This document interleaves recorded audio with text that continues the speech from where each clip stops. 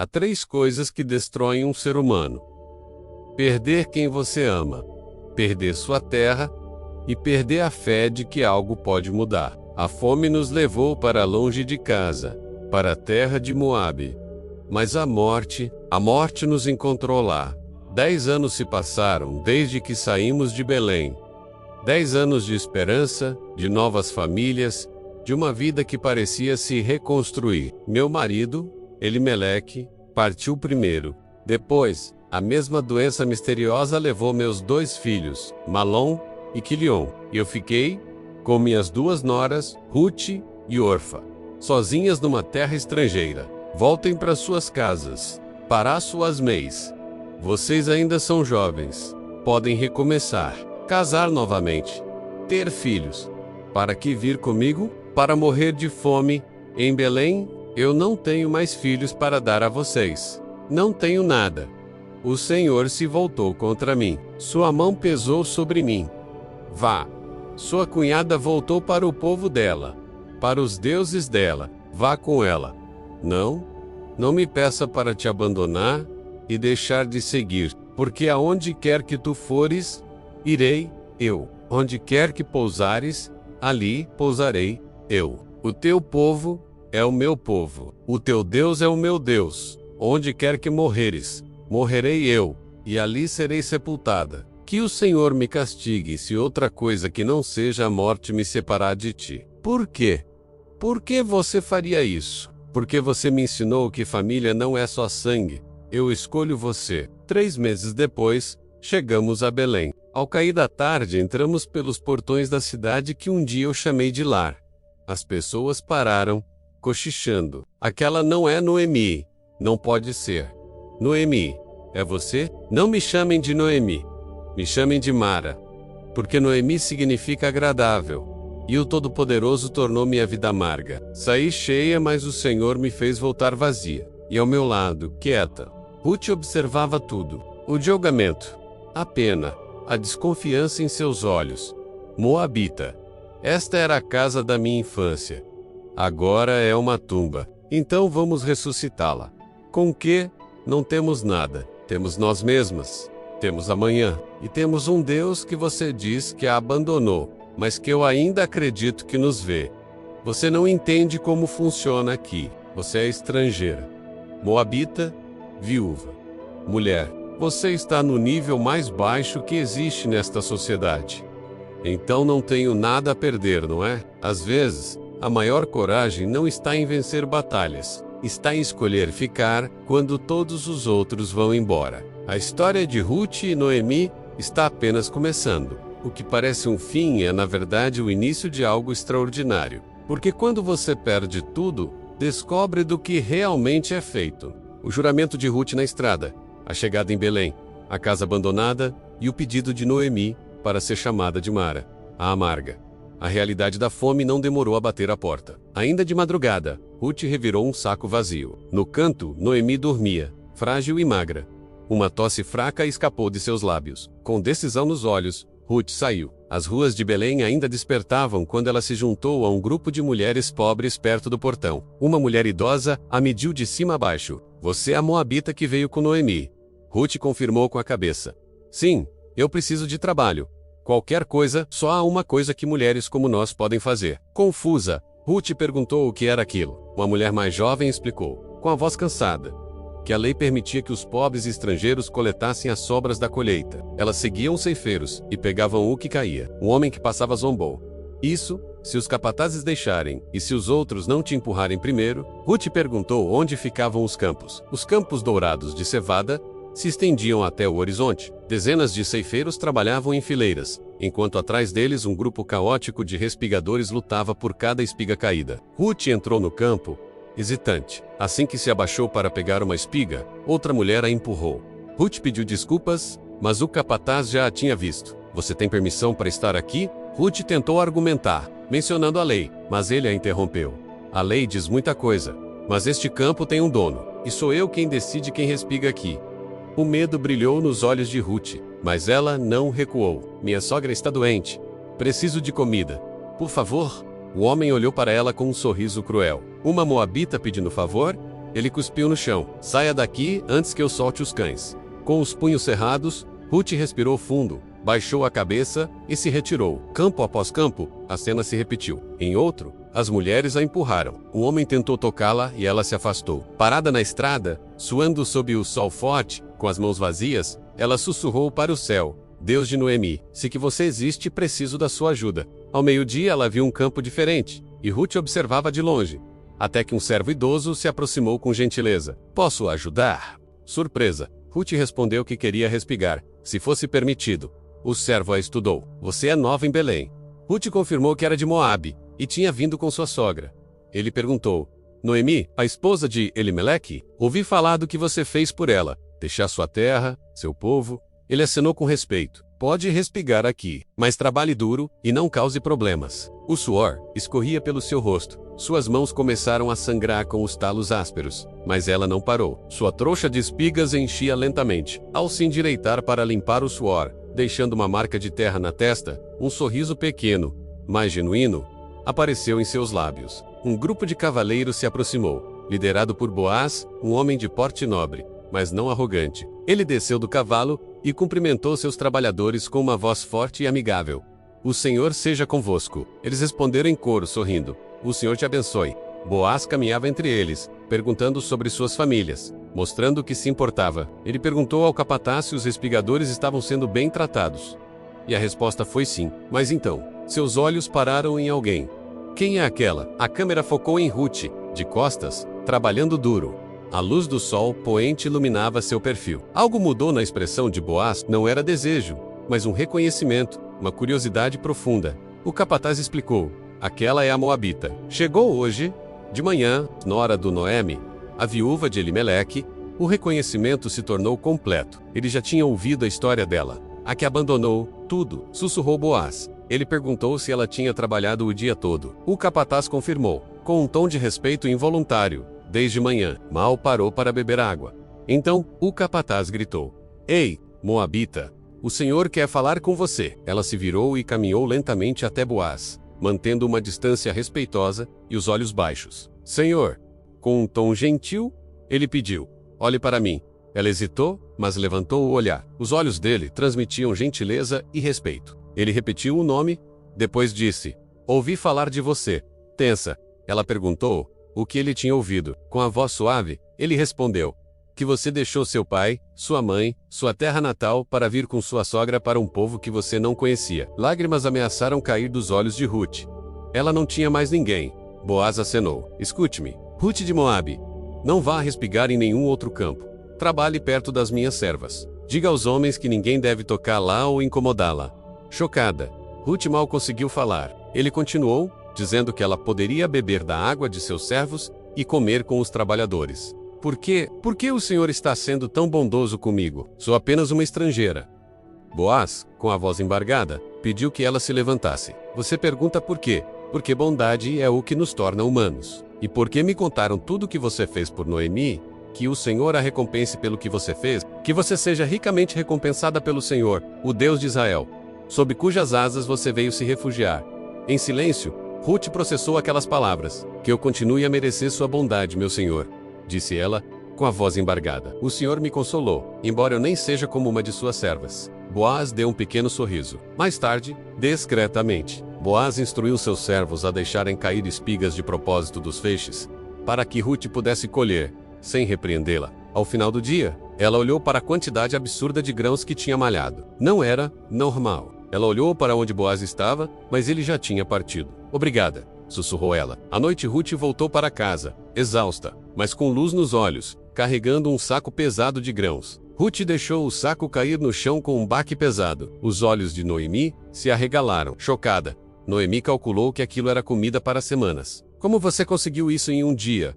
Quem te tratou tão bem? Ruth também ofereceu o pão que sobrara do almoço. Noemi perguntou onde ela havia trabalhado. Ruth fez uma pausa dramática e disse: o nome dele é Boaz. O rosto de Noemi se transformou. Choque. E depois, pela primeira vez em anos, esperança. Boaz? Sussurrou ela. Ruth, confusa, perguntou se ela o conhecia. Noemi riu e chorou ao mesmo tempo.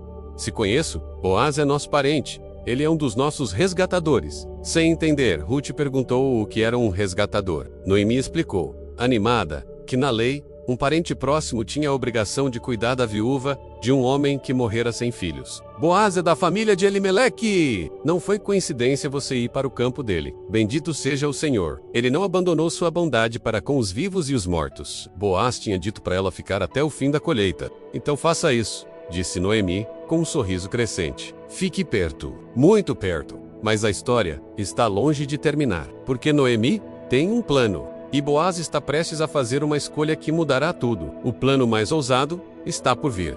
Ruth, a moabita que abandonou tudo por amor à sogra, Noemi, encontrou favor nos olhos de Boaz, um homem poderoso e bondoso. Durante semanas ele a protegeu e proveu para ela, e algo começou a crescer entre eles, algo que nenhum dos dois ousava nomear. A relação deles se desenvolvia em gestos silenciosos. Ele acenava e ia embora, deixando Ruth com um sorriso nos lábios. Sem nem perceber. Semanas depois, a colheita estava terminando. Noemi, observando sua nora, disse com um sorriso conhecedor: "Você está diferente. Você sorri mais." E sempre menciona o nome dele. Ruth, corando, tentou negar, mas Noemi continuou. "Boaz disse isso. Boaz fez aquilo. Filha, você acha que sou cega?" Ruth escondeu o rosto, sentindo-se uma tola. Ela, uma viúva estrangeira, sonhando com um homem tão respeitado, mas Noemi a confortou. Você é a mulher que ele observa todos os dias. A mulher que fez um homem que nunca se casou começar a pensar em possibilidades. Com a colheita no fim, Noemi sabia que precisavam agir. Logo você não terá mais razão para estar perto dele, disse ela. Ele é um homem honrado e tímido. Não vai fazer nada inapropriado. Nós precisamos dar o primeiro passo. Ela então revelou seu plano audacioso. Naquela noite, na era onde Boaz dormiria para proteger a colheita, Ruth deveria ir. Você vai se lavar, se perfumar, vestir suas melhores roupas, instruiu Noemi. Espere ele comer, beber e dormir. Então, descubra os pés dele e deite-se ali. Ruth ficou chocada. Isso é, mas Noemi explicou calmamente. É simbólico. Na nossa cultura, é um pedido de proteção. É pedir que ele estenda o manto sobre você. O manto do casamento.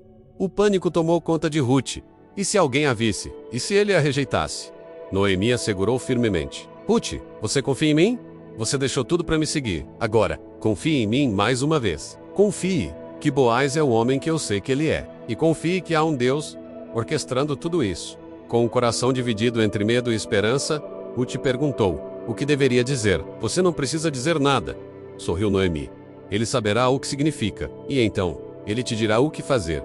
Naquela noite, Ruth se preparou, lavou-se, perfumou-se e vestiu suas melhores roupas, talvez seu antigo vestido de casamento. Suas mãos tremiam. Olhando seu reflexo, ela mal se reconhecia. Estou apavorada, confessou a Noemi. Coragem não é ausência de medo, respondeu a sogra. É fazer o que é certo apesar dele. Na porta, Ruth hesitou. E se ele disser não? Noemi sorriu, triste, mas esperançosa. Então pelo menos você terá tentado, e não passará o resto da vida se perguntando e se. Ruth caminhou pelas ruas vazias de Belém, sob a lua cheia. Seu coração batia acelerado a cada passo. Em uma oração sussurrada, ela pediu coragem ao Deus de Noemi. Chegando à eira, ela se escondeu e observou Boaz. Ele parecia pensativo, solitário. Depois que ele comeu e adormeceu, Ruth esperou o silêncio absoluto. Com passos calculados e silenciosos, ela se aproximou, ajoelhada ao seu lado, com lágrimas de terror e determinação nos olhos. Ela cuidadosamente levantou a borda do manto que cobria os pés dele. E então, ela se deitou ali, em um ato de total humildade e vulnerabilidade absoluta. À meia-noite, Boaz acordou sobressaltado, sentindo o frio nos pés. Quem está aí? Perguntou, assustado. Sou eu, Ruth, ela respondeu com a voz trêmula. Ele sentou-se, em choque total. Ruth, o que você está fazendo aqui? Com a voz baixa, mas clara, ela fez seu pedido. Estenda sua capa sobre a sua serva, pois o Senhor é resgatador. Boaz entendeu imediatamente. Emoções cruzaram seu rosto. Ele, um homem mais velho, ela, jovem e bonita, que poderia ter qualquer jovem da cidade. Que o Senhor te abençoe, minha filha, disse ele com a voz embargada. Esta sua bondade é ainda maior que a primeira, porque você não correu atrás dos jovens. Ele viu a sinceridade e a graça em seu ato. Mas havia um problema. Existe outro resgatador, explicou ele. Um parente mais próximo. Pela lei, ele tem o primeiro direito. O coração de Ruth afundou. Boaz, vendo seu medo, continuou com firmeza. Se ele não quiser resgatá-la, eu o farei. Eu juro. Preocupado com a reputação dela, ele pediu que ela ficasse até o amanhecer e partisse antes que alguém a visse. A noite foi longa. Ele ficou acordado, velando por ela. Antes do amanhecer, ele a acordou. "É hora", disse ele gentilmente. Mas antes que ela partisse, ele encheu seu chale com 6 medidas de cevada. "Não posso deixar você voltar de mãos vazias", disse ele. "É um começo." Ruth entendeu que ele não falava apenas dos grãos. "Confie em mim", ele pediu. "Hoje no portão da cidade eu vou resolver isso." Ela se virou para ir, mas parou. "Boaz", ela chamou. "Eu confio em você." Aquelas palavras o atingiram profundamente. Ele apenas acenou, sem palavras, enquanto observava partir na luz crescente do amanhecer. Ruth chegou em casa e encontrou Noemi acordada, ansiosa. Ao ouvir as notícias, Noemi exultou, mas ficou séria ao saber do outro resgatador. "Aquele", disse com desdém, "ele se interessa por propriedades, não por pessoas. Quando souber que resgatar você significa assumir as dívidas e que seu filho herdará a terra, ele vai recusar." Boaz não se importa com isso. Ele está interessado em você. Com as mãos de Ruth nas suas, Noemi concluiu: "Agora, nós esperamos, e não por muito tempo." Boaz não é homem de desperdiçar tempo, especialmente agora. Ruth deu o passo mais ousado de sua vida. Boaz fez uma promessa, mas agora, sob os olhos de toda a cidade, no portão onde a justiça é decidida, ele terá que lutar pelo direito de cumprir essa promessa. O portão da cidade de Belém é um centro de atividade. Mercadores, viajantes, anciãos. É aqui que os negócios são feitos e a justiça é administrada. Boaz foi ao portão resolver o resgate de Ruth. Então perguntaram: "O que o traz ao portão tão cedo?" "Tenho um assunto importante para discutir com você. Por favor, sente-se aqui com os anciãos." Boaz, o senhor fulano e os 10 anciãos estão sentados. Uma pequena multidão começa a se formar, atraída pela formalidade da situação. O campo que pertencia ao nosso irmão Elimeleque, e que agora pertence à sua viúva Noemi, está à venda. "À venda? Bem, eu sou o parente mais próximo. Tenho o direito de resgate." "Isso é verdade." "Sim, e você tem o direito de comprá-lo para manter a herança da família." "Excelente, eu o comprarei. É uma boa terra." Boaz faz uma pausa dramática. Seus olhos estão fixos no senhor fulano. "Mas há uma condição." "Condição? No dia em que você comprar o campo da mão de Noemi, você também terá que casar com Ruth, a Moabita, a viúva do filho de Elimeleque." "Casar com a Moabita?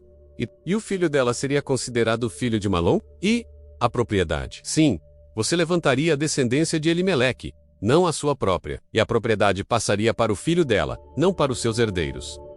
Não posso fazer isso. Eu não posso resgatá-la, pois estragaria minha própria herança. Não posso arriscar a minha fortuna por isso." "Então, você renuncia ao seu direito de resgate?" "Sim, eu renuncio." "Que você o faça." O senhor fulano tira sua sandália e a joga no chão. Este é o costume em Israel para confirmar um resgate ou uma transação. Um homem tira sua sandália e a dá ao outro. Boaz pega a sandália e a levanta para que todos vejam. Um sorriso lento e poderoso surge em seu rosto. "Então eu declaro hoje diante de todos vocês que comprei da mão de Noemi tudo o que pertencia a Elimeleque, e tudo o que pertencia a Quilion e Malom, e também que tomei Ruth a Moabita, a viúva de Malom, para ser minha mulher, para levantar o nome do falecido sobre a sua herança, para que o nome do falecido não seja cortado dentre os seus irmãos, e do portão do seu lugar." A multidão murmura com aprovação. Alguns aplaudem. "Nós somos testemunhas." Que o Senhor faça com que esta mulher que entra em sua casa seja como Raquel e Lia, que juntas edificaram a casa de Israel, e que você seja poderoso em Efrata e famoso em Belém. Boaz está de pé, vitorioso, a sandália na mão. Em casa Noemi e Ruth esperam, tensas. O som de uma multidão se aproximando cresce. Eles estão vindo. A porta se abre. É Boaz, sorrindo, com a sandália na mão. Noemi chora de alegria e abraça Boaz. Bendito seja o Senhor. Os 3 se abraçam. Um abraço de família, de alívio e de amor. O casamento é uma celebração da comunidade. Ruth e Boaz caminham pelas ruas de Belém, sorrindo, de mãos dadas, enquanto as pessoas jogam flores. A festa é simples, mas cheia de alegria. Eles dançam, e Noemi observa, com um sorriso que não se via há anos. Ruth espera seu primeiro filho. "Você está radiante, minha filha." Logo, o som de um choro de bebê ecoa pela casa. Ruth entrega o bebê a Noemi. Ela segura o neto nos braços. "Bendito seja o Senhor, que não te deixou hoje sem um resgatador. Que o nome dele seja famoso em Israel. Ele será para você um restaurador de vida e um sustentador na sua velhice." E assim, a mulher que saiu de Belém, cheia e voltou vazia, agora segurava um neto nos braços. A amargura de Mara foi substituída pela alegria de Noemi, e a moabita, Ruth, que escolheu a lealdade acima de tudo, não apenas encontrou um lar e um amor, mas se tornou a mãe de Obed, o avô do grande rei Davi, e através deles, a linhagem que um dia traria ao mundo o Salvador de toda a humanidade. Uma história de bondade, de lealdade inabalável, que mudou o curso da história para sempre. A maior história de amor não é sobre grandes feitos, mas sobre a coragem de pequenos atos de bondade e lealdade